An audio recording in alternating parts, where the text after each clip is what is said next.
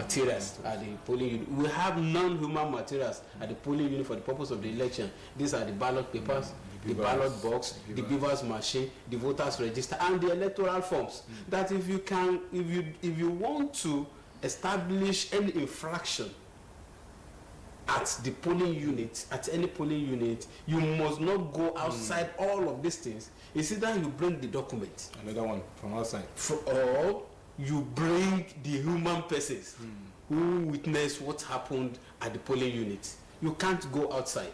And that the back-end server reports which they relied upon, which they have been telling people all around the world that what they submitted was that they were issued with a Beavers report earlier. Later on, another one was issued. It was not Beavers report that was issued to them. It was reports from the back-end server, purportedly called Beavers report. Assuming there was no controversy about that, there is no problem. If I'm sending a message from my phone to a particular device, to a particular device, my phone is the feeder, while that device is the fed. Whatever is contained in the fed machine that is contrary to what is contained from the feeder, the creator cannot be greater or cannot supersede the creator.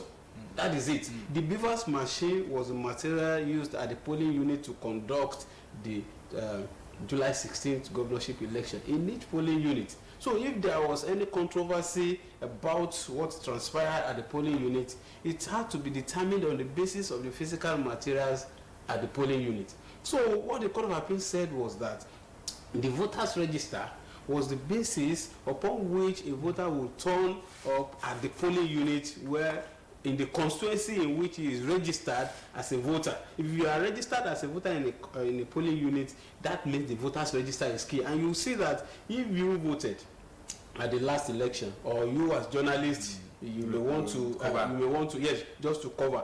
If the areas you covered, you will discover that during accreditation, before they will use the machine to accredit you, they will first of all identify your name on the voters register. After identifying your name, on the voters register, they will now go ahead to accredit you with the beavers machine using your thumbprint or your face. After that, you still go back to that officer. Then you see it. Yes, you go back to that, and they will take your name on the voters register, the appropriate column. So that means the voters register and the beavers device work pari passu. They go pari passu. Now let's leave that. When it comes to transmission of results or collation of results, after counting of the ballots, the accreditation figure will be picked from the beavers machine, then inserted, recorded in the form EC8A.